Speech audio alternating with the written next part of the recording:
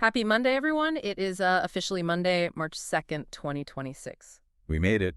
Surviving the winter. Barely. But yes, if you are listening to this, congratulations. Hopefully your coffee is strong today because we are officially deep into the new year. Very deep. And I want to start today with a premise that might sound, I don't know, a little optimistic, maybe even a bit naive for our industry. But we are officially in what some folks are calling the performance year. The performance year. It kind of sounds like something a motivational speaker would yell at you while you're trying to do a plank, doesn't it? It really does. But we aren't talking about hitting the gym or, personal fitness. We are talking about the actual backbone of the enterprise. Right. Today, we are doing a deep dive into the 2026 GRC Outlook, and this is straight from the GRC PROS blog. And look, before you reach for the skip button. Please don't skip. Right, because I know you heard the acronym GRC, Governance, Risk, and Compliance, and your brain immediately went to boring or the Department of No. Which is the classic stereotype. Exactly. But stick with us here, because the source material today argues that this is the year that the script completely flips. It really does flip. And honestly, if you look at the data they've compiled in this Outlook, you can see why. The central thesis here is that GRC has mutated. Mutated is a good word for it. Yeah, it's evolved from being just a traditional cost center. Mm-hmm. The people who check the boxes so you don't get a massive fine into an actual strategic advantage. It's becoming the engine that drives enterprise performance. That is a massive claim. And to back it up, the blog draws this really interesting line in the sand between last year, 2025, and right now, 2026. They call 2025 the foundation year. Right. If you think back to last year, for a lot of the organizations we look at, it was all about building capabilities. Yeah. And it was a little messy. Very messy. Companies were scrambling, buying software, trying to hire the right people, trying to figure out what AI actually meant for their specific workflows. But 2026, the source is very clear on this. This is the performance year. Which means It means this is where you stop building the race car in the garage and you actually take it out on the track. It's all about scaling up and delivering real value. which is a great narrative. I love a good narrative, but I want to see the proof. So today we are going to unpack the roadmap that the GRC PROS laid out. And there is a lot of proof. Oh, yeah. We're going to look at the money, which is frankly just exploding right now. We'll look at the absolute takeover of AI in compliance, the new reality of ESG mandates, and a talent market that is, frankly, spiraling a bit out of control. It's a packed agenda, but the trajectory of all this is just fascinating. So let's start with the cold, hard cash, because, nothing says this is strategically important, quite like a massive, undeniable budget increase. It's all about money. Always. And the source throws out some staggering numbers regarding the global GRC market. They do. The growth curve here is steep. So they anchor us back in 2023, where the global GRC market was valued at roughly $48.3 billion. Which is already a huge industry. Right, it's not a niche market. But the forecast for 2028, they're projecting it to hit $90.1 billion. Wow. That is nearly doubling in a 5-year window. Yeah, it's an 11.2% compound annual growth rate. For context, most mature software markets grow at maybe 5 or 6% if they're lucky. So this is double-digit hypergrowth. Absolutely. But why? I mean, companies don't just wake up and decide, hey, let's spend an extra $40 billion on compliance software because we really love filling out forms. What is actually driving that spend? It's basically a survival mechanism at this point.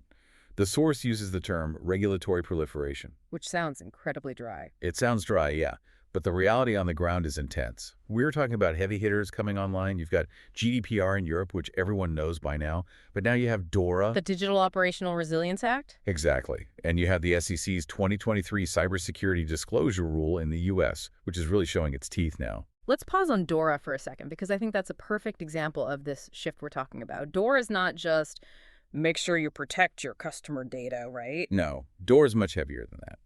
It basically says to financial institutions, you need to legally prove to us that you can survive a massive cyber outage. Wow.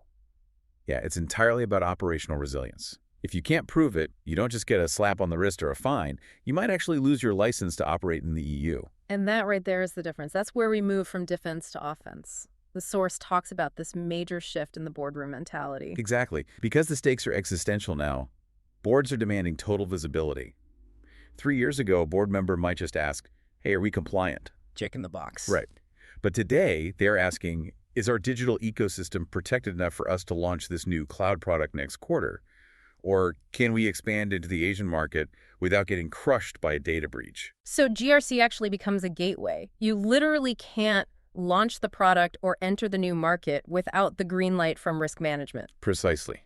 It fuels decision-making. It's Okay. protecting the digital ecosystem so business can actually move fast. Mm-hmm. If you don't have that solid protection, you're paralyzed. Okay, so the stakes are way higher, the money is definitely flowing, but if the market is doubling, the tools they use have to be changing, right? You can't manage a $90 billion problem with, a spreadsheet. Death by Excel. We've all been there. It's a real problem. And the source explicitly mentions the end of siloed risk tools. So define siloed for us in this context. What did that foundation year look like for most companies before this big shift? Honestly, a nightmare. You'd have the legal team using one specific piece of niche software for their contracts. Then the IT security team is using something totally different, maybe Jira or some specialized vulnerability scanner. In compliance. They're probably passing around a master spreadsheet named like FIFOR finaluthason.xlsx. Yep, over email. And none of those systems talk to each other. Zero integration. So when the board asks for a holistic view of enterprise risk, it takes a team 3 weeks just to compile the report. And by the time you actually read it, the data is completely stale. Right. So the massive trend for 2026 is this aggressive move toward unified, integrated GRC platform. A holy grail, the single source of truth. Exactly. And the source lists the big players who are really leading this charge right now. You've got ServiceNow GRC, RSA Archer, Metric Stream, and LogicGate. And the goal with all of these platforms is to have your risk registers, your policy libraries, your audit workflows, everything living in one seamless ecosystem. So if a new privacy regulation drops in Singapore, the system instantly knows how that impacts your server operations in London. That's the idea. Right. It maps that external regulation directly to your specific internal controls. It connects all the dots automatically. That sounds amazing in theory, but enterprise integration is notoriously painful. However, there's a massive accelerant here that we need to get into. The source has this whole section on the AI revolution in GRC that honestly kind of surprised me. It surprised me too, specifically the adoption rate they found. Right. Give us the numbers on that. So back in 2022, only about 25% of enterprises were using any kind of AI-enabled GRC tools. The projection for this year, 2026, that number is expected to jump to over 60%. That is a staggering adoption curve, 25% to 60% in just 4 years. I mean, that's faster than cloud adoption was in certain sectors. It really is, and I think the reason is that the use cases here are just incredibly practical. We aren't talking about generative AI writing a poem or generating a picture of a cat on a skateboard. Right, no gimmicks. We are talking about pure, heavy-lifting grunt work automation. So the source mentions this phrase, regulatory change intelligence. Can you break that down? Because it sounds like a bit of a buzzword salad, but I have a strong feeling it's actually really important. It is actually fascinating once you dig into it. Imagine you are a massive global bank. There are hundreds of regulatory bodies issuing totally new updates every single week. You have the SEC in the U.S., the EBA, that's the European Banking Authority, plus privacy regulators in Brazil, Japan, California. And historically, you just have a basement full of lawyers whose entire job is to read these boring bulletins all day long. Exactly. And it's slow, it's expensive, and it's highly prone to human error. People get tired. Regulatory change intelligence uses AI with NLP, natural language processing, to scan all those global bulletins 24/7. And it's not just doing a basic keyword search. No, it actually understands the semantic meaning of the text. So it reads the mind-numbing legal jargon so the humans don't have to. It reads it, and more importantly, it contextualizes it. It can essentially say, hey, the EBA just updated a rule on cloud outsourcing.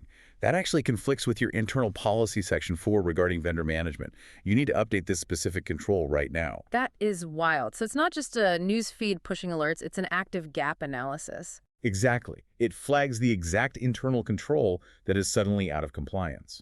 It moves the whole organization from being reactive, waiting for an auditor to find a problem, to being completely proactive. The source calls this predictive risk scoring. Which brings us perfectly to the actual risks we're trying to predict, because the report highlights 2 major areas where this tech is being heavily deployed right now: cyber and third-party risk. Now, cyber seems like the obvious one. It is, but the whole approach to cyber is fundamentally changing.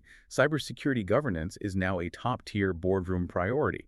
It's no longer just, oh, that's IT's problem down the hall. Right. And that's obviously being driven by things like NIS2 and all these global data breach laws. You literally cannot hide a cyber breach anymore. You can't. The disclosure windows are getting insanely tight. In some jurisdictions, you have 72 hours or even less to report an incident to the government. Which means mature organizations aren't just guessing anymore. The source mentions they are aligning with very rigid, specific frameworks now. Things like NIST CSF 2.0, the cybersecurity framework, and ISO IAC 27005. And they are relying heavily on FAIR. Now, FAIR is the risk quantification model, correct? Yes, factor analysis of information risk. It's so crucial right now because it translates a technical problem into a business problem.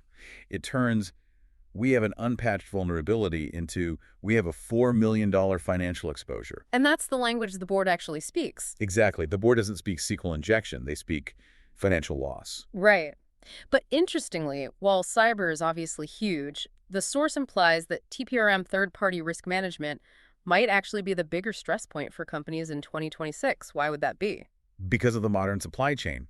Your data isn't just sitting safely on your own servers anymore. It's on your vendors' servers and their vendor servers. It's this massive web of third and fourth party risk. We've seen this exact scenario with some of the biggest hacks lately. The attackers didn't even try to break into the main bank. They just broke into the HVAC company that happened to have access to the bank's network. Exactly. The path of least resistance. And the source highlights that the old way of managing this vendor risk is completely dead. You mean sending out that massive 500-question spreadsheet once a year? Right. Please check this box if you promise you have a firewall. We promise we're secure. It's useless. It's a point-in-time snapshot that's outdated the summit they hit send.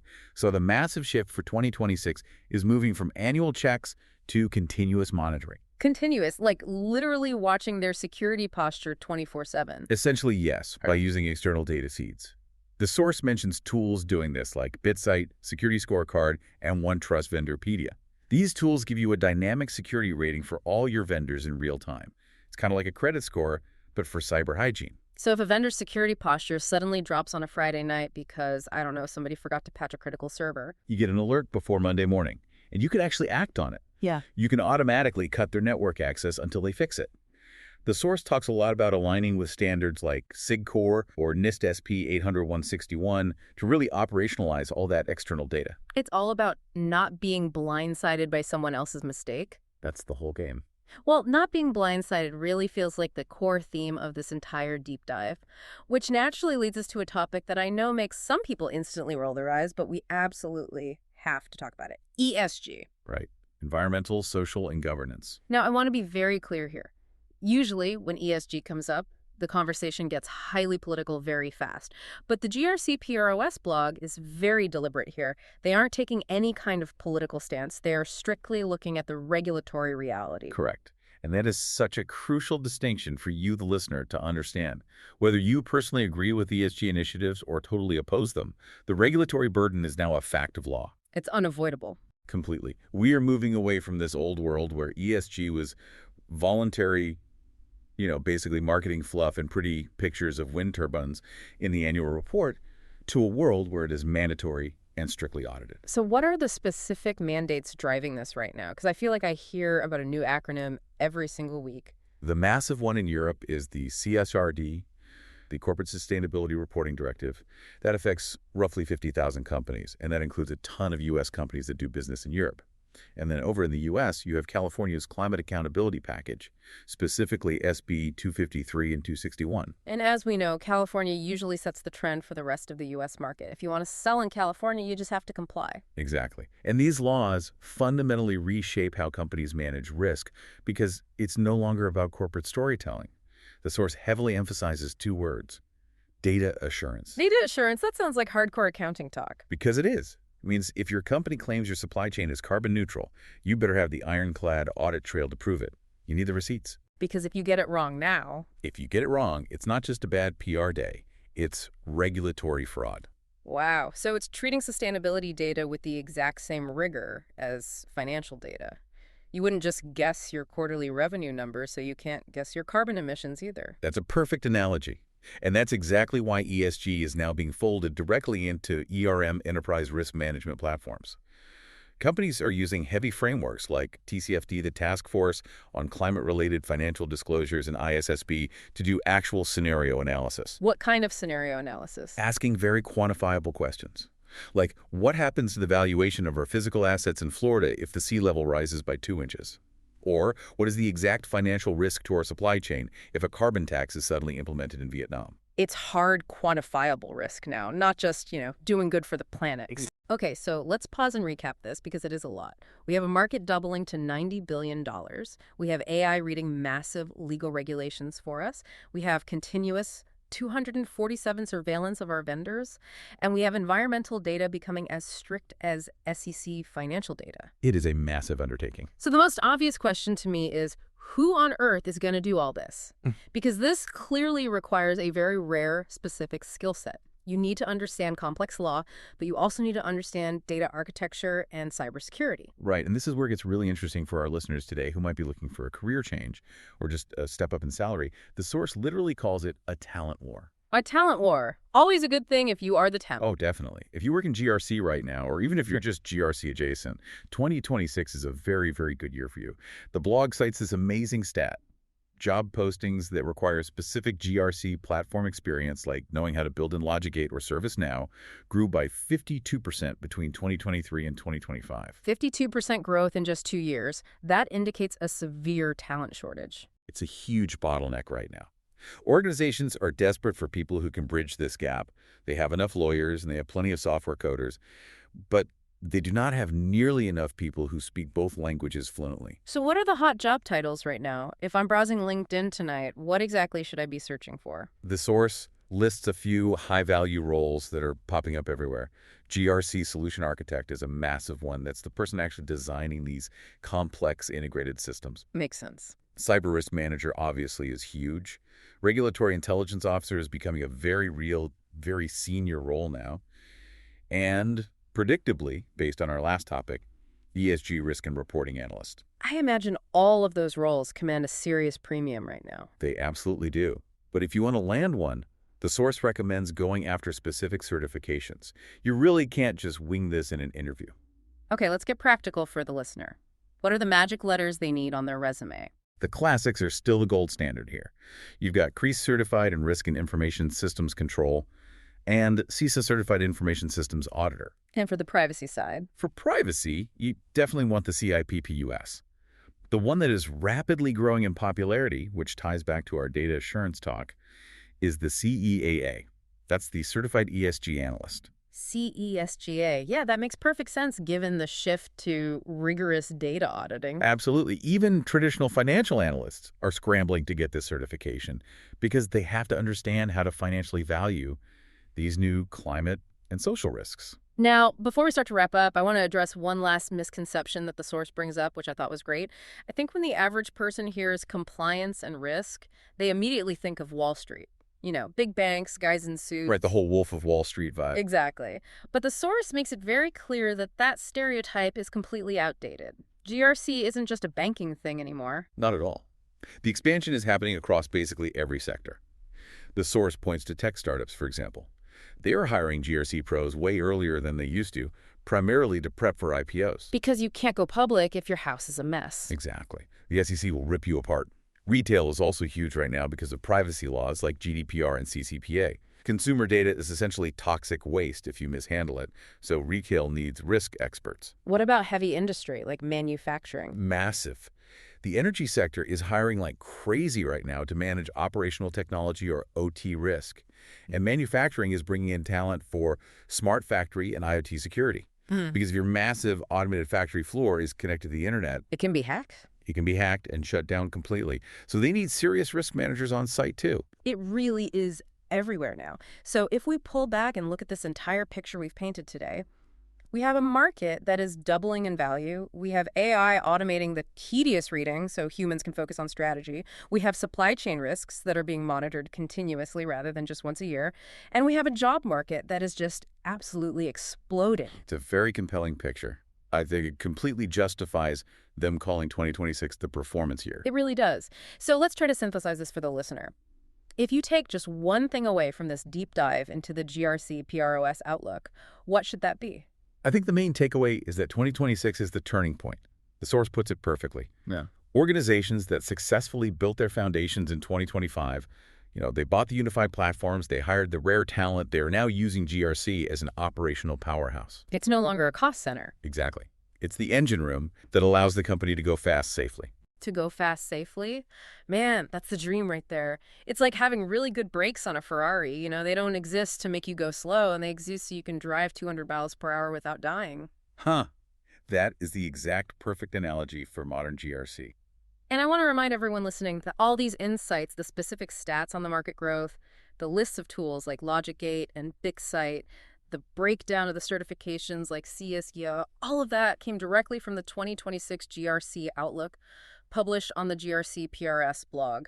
Yes, definitely go check out their full post. We covered the high-level shifts today, but they have a massive breakdown of the underlying stats and a lot more depth on the specific tools that is really worth reading if you are operating in this space. Absolutely. It's a great read. Now, before we officially sign off, I have a question that's just been buzzing in my head ever since we talked about the AI section earlier. I want to leave you, the listener, with something a little provocative to think about this week. Let's hear it. So we talked about AI scanning these dense regulations, flagging the internal controls, and even doing predictive risk scoring. The machine is essentially reading the law, and the machine is checking the compliance. Right. So here is my thought. If AI is completely taking over the regulatory scanning and the risk prediction, at what point does compliance just become a fully automated background process? And more importantly, if the machine says we are fully compliant and the machine says our vendor risk is incredibly low, but then something catastrophic blows up anyway, who is actually responsible? Man, that is the multi-billion-dollar question, isn't it? Right, because you can't put an algorithm in jail. No, you can't. And I think the reality is when the data processing becomes perfect, the burden of human judgment becomes even heavier.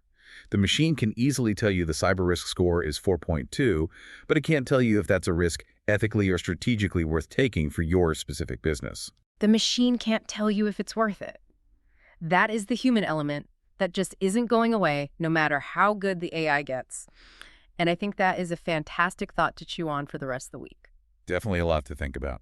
Well, that is it for today's deep dive. Thank you so much for listening, and good luck navigating the performance here. Stay strategic, everyone.